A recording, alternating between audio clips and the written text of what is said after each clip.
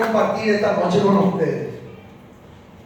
También quiero felicitar a todos los miembros del Comité de Cultura, en la persona de Nora, que están organizando este magnífico evento.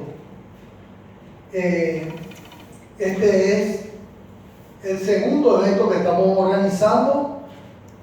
Esta vez estamos haciendo esto en homenaje a un gran escritor, Mario Valle Mora, y este evento queremos que ya sea tradicional en el club.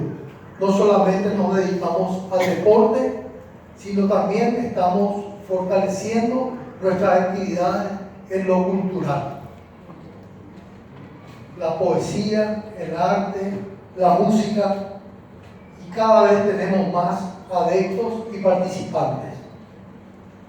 También quiero resaltar la presencia del profesor David Galeano, nos honra aquí.